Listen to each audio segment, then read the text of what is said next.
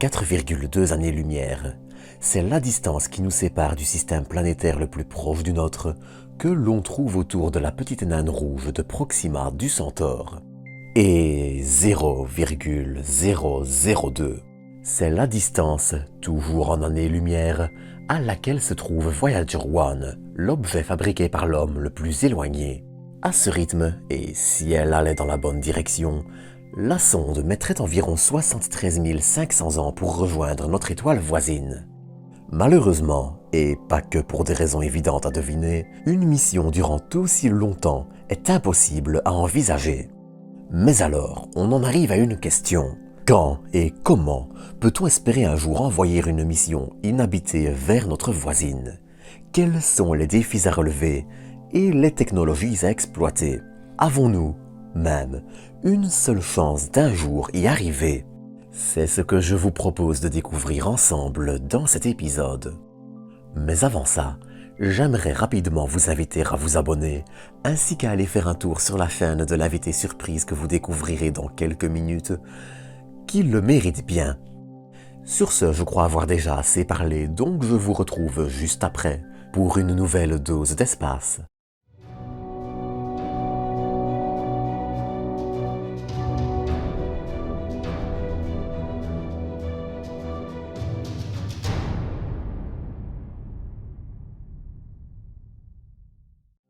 Pour commencer cet épisode, je vous propose d'attaquer par le début, qui est aussi le point qui semble le plus intuitif. Utiliser nos moyens actuels, avec notre méthode de propulsion actuelle, est tout simplement impossible quand on en vient à parler de voyage interstellaire, qu'il s'agisse d'envoyer une petite sonde de quelques grammes ou des humains, ces derniers relevant néanmoins encore plus de la science-fiction. Les échelles de temps en jeu rendent en effet un tel pari impossible. Rien que garantir le bon fonctionnement de l'électronique sur 73 500 ans serait déjà un défi quasiment intenable, encore plus face aux conditions peu amicales de l'espace interstellaire. Même s'il faut noter que ces dernières sont quand même probablement moins rudes que celles du système solaire. Mais seulement voilà, ce ne serait encore qu'une partie du problème. Notre espèce, et je ne vous l'apprends pas, peut voir ses civilisations changer du tout au tout en quelques siècles. En témoignent les civilisations qui sont apparues et ont disparu au cours de ces derniers millénaires. Bien sûr, on peut avancer que dans l'état actuel, sauf cataclysme majeur, notre civilisation est assez protégée contre l'effondrement de par la mondialisation. Les communications, nos échanges internationaux, tous ces éléments nous mettent un peu plus à l'abri, mais ce n'est pas tellement le sujet de cet épisode. On peut bien sûr toujours considérer que d'une façon ou d'une autre, une civilisation intelligente sera là au moment où le signal d'une telle mission à travers les âges nous parviendrait. Mais le plus dur resterait encore à venir. Il faudrait en effet que cette civilisation puisse capter le signal, le décoder et traiter correctement les données. Et quand on voit le mal que l'on se donne pour décoder des symboles vieux de seulement quelques milliers d'années, il faudrait presque mettre au point des guides intégrés au signal pour le décoder, en partant du principe que ce signal soit seulement capté. Même si envisager une mission s'étalant sur 2 ou 3 générations serait déjà un défi, plus réaliste ici, les échelles de temps rendent logique la destruction des infrastructures de communication et l'oubli pur et simple de l'existence de cette mission. Pour toutes ces raisons, envisager d'envoyer une mission voyageant sur des dizaines de milliers d'années est extrêmement optimiste et les chances qu'elle serve à quelque chose sont mais alors là très minces, voire quasiment nulles. Sans compter le fait que, dans des dizaines de milliers d'années, et s'il y a encore des humains sur cette planète, nous aurons peut-être largement dépassé les vitesses de cette sonde. Eh ben, on n'est pas sorti du sable! Mais bien sûr, ce n'est pas non plus un prétexte pour ne rien tenter. L'optique, on ne pourra pas faire mieux, donc autant ne rien faire, n'étant pas très productif malgré le risque que la sonde soit obsolète. C'est pas faux. N'étant pas non plus très productif. Mais du coup, Bien évidemment, si on veut penser au voyage interstellaire, il faut se tourner vers des solutions qui sont un peu plus exotiques et aussi qui impliquent des échelles de temps plus palpables, à l'échelle d'une vie par exemple, ou de quelques générations. Et justement, il y a quelques années, on a assez bien parlé du projet Breakthrough Starshot, et il va falloir revenir dessus, pas qu'en bien, hélas. Pour résumer très rapidement le concept de cette mission, l'idée est de concevoir plusieurs nanosatellites, quelques milliers, d'environ 1 gramme équipés d'une voile solaire. Cette voile, d'environ 4 mètres par 4, on va ensuite venir lui envoyer un très fort rayon laser qui va, tout comme une voile classique le fait avec le vent, propulser la sonde. Rayon laser dont la force serait de l'ordre de 100 gigawatts. À titre d'exemple, c'est ce qu'a consommé la France le 8 février 2019 à 19h lors d'une vague de froid, avec une consommation de 100 à 102 gigawatts. Déjà, cela obligerait à créer un laser des milliers de fois plus puissant que ce que l'on sait faire, ou alors, la solution pourrait être d'en mettre plusieurs petits en réseau. Ainsi, cela permettrait en théorie d'envisager de propulser une sonde à près de 20% de la vitesse de la lumière, rendant possible d'atteindre Proxima du Centaure en seulement 20 ans. Oui, sauf que non. Non ? Non, non. Non, parce que disons qu'avant d'envoyer les satellites du poids d'un trombone à 4 années-lumière d'ici, on a encore le temps de voir pousser des bananiers. Le réseau laser, par exemple, il va demander d'utiliser presque 100 gigawatts pour propulser le bousin. Et cette énergie, faudra déjà la stocker. Et ça fait mal. Alors, ça fait pas autant mal qu'une double pénétration nasale surprise, mais ça fait mal quand même. Parce que la capacité de stockage via batterie aux USA atteindra 10 gigawatts en 2023. L'année prochaine donc. En mélangeant le stockage domestique et industriel, donc on en est encore loin. Et ces 100 gigawatts, avant même de les stocker, faudra déjà commencer par les produire. Bordel. Alors pour se faire une idée, il faudrait 1 mois pour produire tout ça, avec 14 500 panneaux solaires et 8 heures de soleil par jour. Ça prendra donc 5 millions d'années si on les installe en Normandie. Bah oui, je viens de là-bas, je sais. Mais c'est aussi à relativiser face aux 460 000 gigawatts consommés en France en 2020. Et là, saupoudrer du besoin de focaliser très précisément le rayon, ce qui nécessitera des optiques adaptatives pour compenser les turbulences atmosphériques. On y ajoute le besoin de fermer tout l'espace aérien et on obtient un beau bébé à enfourner à thermostat 12 à 45 minutes. Et encore, ça c'est rien comparé au reste. Pour la communication par exemple, l'idée ce serait de replier la voile et de la redéployer une fois qu'on arrive à destination pour focaliser le signal qui serait envoyé vers la Terre, qui serait capté ensuite par le réseau de laser. Rien de bien extravagant donc. Et il y a aussi les problèmes liés à la vitesse. Déjà, il y a le défi d'une incroyable difficulté de choper des photons à 20% de la vitesse de la lumière. Moi, je sais pas comment ils vont faire ça. Franchement, si vous savez, allez-y, expliquez-leur en commentaire. La meilleure explication gagnera une brouette connectée. Mais le gros problème avec de telles vitesses, ce sont les impacts, puisque des poussières de seulement 1 centième de millimètre peuvent détruire les satellites. Alors, si on suppose que les poussières interstellaires sont en réalité beaucoup plus petites, comme ma bite, il faudra par contre très probablement, c'est chiant à dire probablement, faire voyager la sonde sur la tranche et l'équiper d'un petit blindage de quelques millimètres de graphite. Mais de notre côté, ce genre de projet, c'est comme la discographie de Francis Lalanne, il n'y a pas que du négatif. 2 récentes études portant sur la forme et la composition de la voile montrent qu'une telle réalisation serait possible. Faudra juste un bon mélange de matériaux, celui envisagé étant un mélange de feuilles d'oxyde d'aluminium et de disulfure de molybdène, un truc qu'on trouve à tous les coins de rue. La voile devra aussi avoir une forme lui permettant d'évacuer au mieux la chaleur des lasers sous peine d'être totalement vaporisée. Ce genre de concept est loin de la réalisation. Aussi loin qu'une banane de ressembler à une tomate. Mais ce genre de concept reste quand même très intéressant et permet d'ouvrir plein de nouvelles opportunités. Si imaginer des missions comme Starshot est tout simplement impossible pendant encore des décennies, il est toujours sain d'engager des réflexions autour d'un concept, d'en étudier la faisabilité, et les possibles pistes pour relever une partie du défi que nous imposent les voyages interstellaires. Parce que les voyages interstellaires, c'est incontestablement de la balle. Parce que qu'il s'agisse de Starshot ou des concepts comme des moteurs à antimatière ou nucléaire, on en est encore hyper loin. Et même si cette piste souffre de beaucoup de défauts, elle n'en est pas moins très sérieuse à explorer. Comme l'actrice Gal Gadot qui joue très mal mais qui n'en reste pas moins très intéressante à explorer. Et elle mérite de proposer une solution nouvelle à un problème déjà assez ancien. Surtout que c'est pas la plus dégueulasse des solutions, comparé à ce qu'on a. Prenez l'antimatière par exemple. C'est bon, tu as fini, je peux récupérer ma chaîne. Ah non. Bah, si. Ah non, non, j'ai pas fini. Non.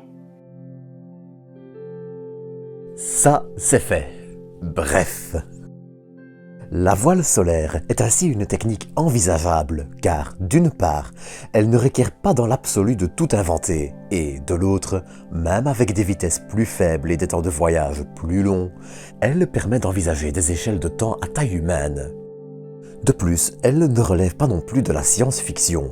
Des missions comme Near Earth Asteroid Scout, passager d'Artemis 1, devant par exemple s'en servir, et quelques prototypes ayant déjà fait leurs preuves. Mais dans le cas de ces missions, et il faut le noter, on parle ici d'utiliser le vent solaire, flot de particules émises par le soleil et responsable entre autres des aurores, plutôt que de simples photons qui est de la lumière. Mais l'idée reste semblable. Mais il existe aussi encore d'autres solutions qui relèvent quant à elles du plus exotique. Déjà, on entend souvent parler de la possibilité d'utiliser de l'antimatière. Pour rappel, l'antimatière est une forme de matière à la charge électrique et au nombre baryonique et leptonique, c'est cadeau pour le mal de tête, opposée à la matière classique. Et en théorie, cette idée est en effet possible. L'antimatière a, comme vous le savez probablement déjà, comme avantage principal de s'annihiler et d'annihiler complètement la matière avec laquelle elle entre en contact. Ainsi, par exemple, un atome d'antimatière et un atome de matière mis en contact s'annihileront totalement. Bien évidemment, si vous avez un atome d'antimatière et deux de matière classique, alors un atome de matière classique survivra. Bref, si un nombre égal d'atomes de matière et d'antimatière entrent en contact, rien ne survit et 100% de la masse est convertie en énergie, ce qui fait en théorie de l'antimatière le carburant le plus efficace au monde. Une quantité suffisante d'antimatière permet en effet d'envisager d'accélérer un objet à une fraction de la vitesse de la lumière et rendrait ainsi Proxima du Centaure atteignable. Mais, de par sa nature, l'antimatière est aussi la pire des solutions. Déjà, elle demande des quantités assez imposantes d'énergie pour être fabriquée via un accélérateur de particules et on ne peut en produire que quelques atomes à la fois. Malheureusement, il nous en faudrait au moins une bonne centaine de grammes pour une mission d'1 gramme qui voyagerait pendant près de 100 ans.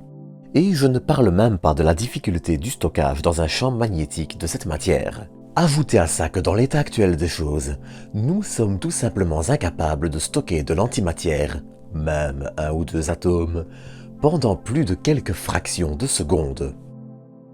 Si sur le papier l'antimatière est une solution valable, dans les faits, elle demanderait de mettre au point de toutes nouvelles façons de la fabriquer et de la stocker, qui sont hélas probablement à des décennies, voire quelques siècles, de nos capacités, tant en matière de coûts énergétiques, technologiques et financiers.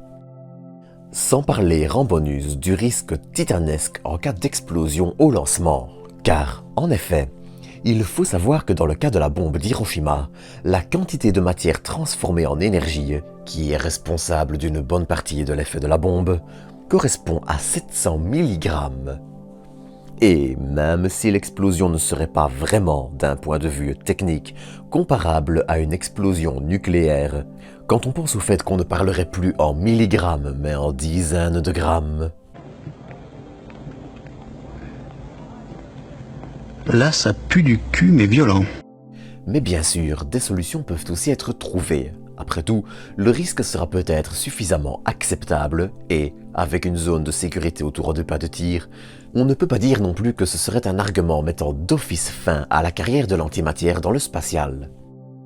On pourrait par exemple envisager de la fabriquer et stocker dans l'espace, mais là encore, on s'enfonce dans une science-fiction de plus en plus éloignée de la réalité.